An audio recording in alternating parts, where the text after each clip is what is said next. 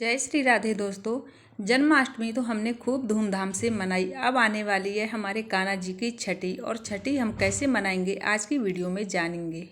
जैसे बच्चे की छठी मनाई जाती है, ठीक उसी प्रकार से हम लड्डू गोपाल जी की छठी मनाते हैं। जब बच्चे का जन्म होता है उसके ठीक छठे दिन छठी मनाई जाती है। जन्माष्टमी पर लड्डू गोपाल जी जन्म लेते हैं, उसके ठीक छठे दिन लड्डू गोपाल जी की छठी मनाई जाती है। साल 2023 में कान्हा जी की छठी कब मनाएंगे, इसके बारे में भी मैं बात करने वाली हूँ। पहले मैं क्या करूँगी, मैंने कड़ी यहाँ बनने रख दी और कड़ी अच्छे से देखिए बन गई है, और कड़ी में तड़का भी लगा दिया है। अब हम कड़ी चावल दोनों को बनाकर तैयार कर लेंगे। उसके बाद हम अपने लड्डू गोपाल जी की तरफ जाएंगे। तो कड़ी चावल तो मैंने बना के तैयार कर लिए। अब हम आ गए अपने बाल गोपाल के पास। अपने कान्हा जी का स्नान कराएंगे। स्नान कराने से पहले हम उनको थोड़ा सा देसी घी मल मल कर उनकी मालिश कर देते हैं। जब बच्चे जन्म लेते हैं और बच्चे छोटे होते हैं तो उनकी हम मालिश करते हैं, तो उसी तरीके से हम अपने लड्डू गोपाल जी की अच्छे से मालिश कर देते हैं देसी घी से। और मालिश हमें अपने कन्हैया, अपने प्यारे की इतने आराम से करने हैं, इतने प्रेम से करने हैं, क्योंकि हमारे छोटे से नन्हे से नटखट को बहुत आराम मिले। तो मालिश हमारी यहाँ पे हो गई है। अब हम इसको हटा देते हैं। अब हम ले लेते हैं दूध। अब इस दूध में अपने कान्हा जी को 3 डुबकी लगाएंगे। तो इस तरीके से देखिए हाथ में हम ले लेंगे, अच्छे से इनको पकड़ लेंगे और इस तरीके से 1 डुबकी लगा दी, 2 लगा दी और तीसरी लगा दी। जब ऐसे हम डुबकी लगाते हैं तो इसी को कहते हैं कि छठी का दूध याद आ गया। अब इस दूध को चाहे आप खीर बना के खा सकते हैं, चाहे चाय बना के पी सकते हैं, बच्चों को भी पिला सकते हैं। तो जैसे हम रोज स्नान करवाते हैं वैसे ही हमने ये थाली ले ली, और इस थाली में अब करवाएंगे शुद्ध जल से स्नान। तो पहले ये तुलसी पत्र रख ले रहे हैं, जो कि हमारे कन्हैया जी को तुलसी पत्र बहुत ही ज़्यादा प्रिय हैं। अब मैं बना लूँगी यहाँ पे एक स्वास्तिक।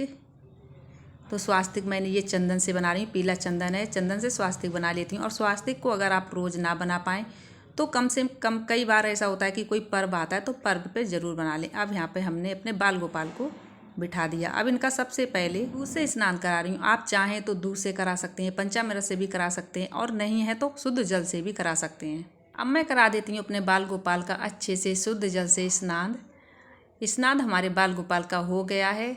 अब हम इनको यहाँ से उठा लेते हैं और इनका अंग पोषण करके आज के दिन भी लड्डू गोपाल जी को हो सके तो नई पोशाक ही पहनाएं। अगर नई पोशाक नहीं है तो कोई बात नहीं, अगर है तो जरूर नई पोशाक पहनाएं। अगर पीले रंग की पोशाक हो तो पीले रंग की ही पहनाएं। पीला रंग तो आप सभी जानते हैं कृष्ण भगवान, नारायण भगवान को कितना ज़्यादा प्रिय है। लड्डू गोपाल की छठी के दिन चंदा सूरज पहना सकते हैं, नजरिया भी ला सकते हैं। तो मेरे पास नजरिया नहीं थी, लेकिन मेरे पास ये उनके कड़े हैं, तो मैं इन कड़ों को ही अच्छे से पहना दूंगी उनको साफ करके। और जिस दिन लड्डू गोपाल जी की छठी होगी तब मैं उनको नजरिया ला के पहना दूंगी। तब जब तक के लिए मैं यही पहना देती हूँ।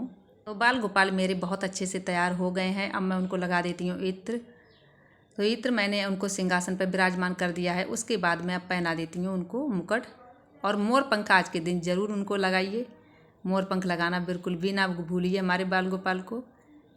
और अब मैं उनको दे देती हूँ बाँसुरी।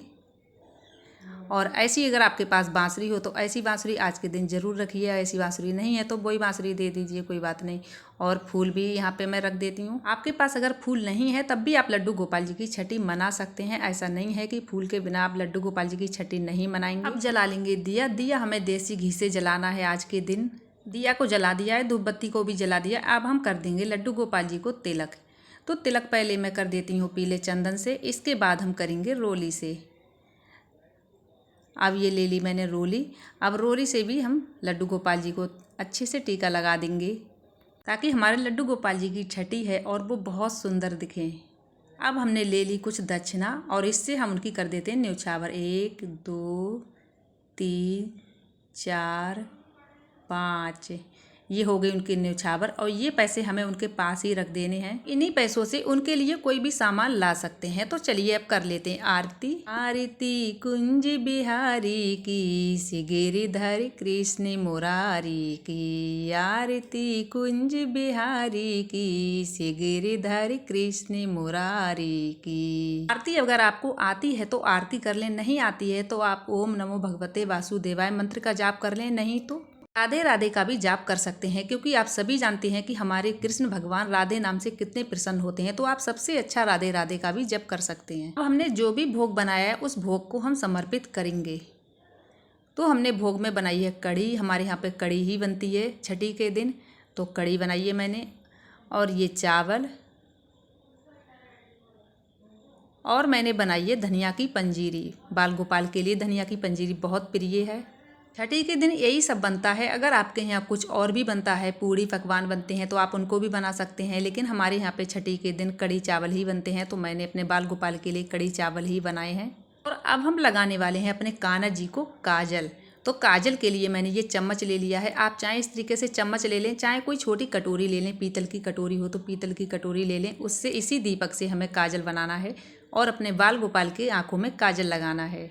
छठी के दिन इसी दीपक से काजल लगाना बहुत ही ज़रूरी होता है। अगर हम छठी के दिन काजल नहीं लगाते हैं तो हमारी छठी पूरी नहीं होती। तो काजल देखिए बन गया है और इसी काजल को अब मैं अपने कान्हा जी की आंखों में लगाऊंगी। लेकिन इस बात का जरूर ध्यान रखिए, चम्मच ठंडा हो जाना चाहिए। और इस दिन बच्चे को घर पे ही काजल बना के लगाया जाता है, बाहर से काजल मंगा कर नहीं लगाया जाता। तो देखिए मैंने कान्हा जी को काजल बना लिया है। अब मैं इसी काजल को लगाऊंगी।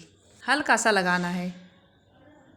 तो काजल इस आँखों में थोड़ा सा लगा दिया, अब थोड़ा सा इसमें भी लगा देते हैं। आप कान के पीछे लगा देते हैं टीका। अब एक टीका मैं लगा देती हूँ उनके पैर में, इस पैर में। अब एक टीका इस पैर में, क्योंकि कान्हा जी हमारे इतने सुंदर लगते हैं तो उनको टीका हम नज़र का जहाँ भी मन करे, जहाँ भी आपका दिल करे वहाँ पे आप लगा सकते हैं, क्योंकि कान्हा जी को नज़र से बचाने के लिए टीका लगाना बहुत ही ज़्यादा ज़रूरी होता है। अब हमने जो अपने कान्हा जी के लिए भोग बनाया है, अब हम उनसे भोग के लिए प्रार्थना करेंगे कि वो भोग को स्वीकार करें। तो अब हम कान्हा जी के लिए भोग समर्पित कर देंगे। और आप जो भी भोग समर्पित करें उसमें तुलसी पत्र जरूर रखें। आप कान्हा जी से हाथ जोड़कर प्रार्थना करेंगे कि कान्हा जी आप भोग को स्वीकार करें। छठी पूजन शाम के समय किया जाता है। जिन लोगों ने 6 तारीख को जन्माष्टमी मनाई है वो लोग 11 तारीख को छठी मनाएंगे, और जिन लोगों ने जन्माष्टमी 7 तारीख को मनाई है वो लोग मनाएंगे छठी 12 तारीख को। मैंने भी जन्माष्टमी 7 तारीख को मनाई है, तो हम भी जन्माष्टमी 12 तारीख को मनाएंगे। और छठी पूजन शाम के समय किया जाता है। आप लोगों को कैसी लगी मेरी वीडियो? अच्छी लगी हो तो कमेंट करके ज़रूर बताइए।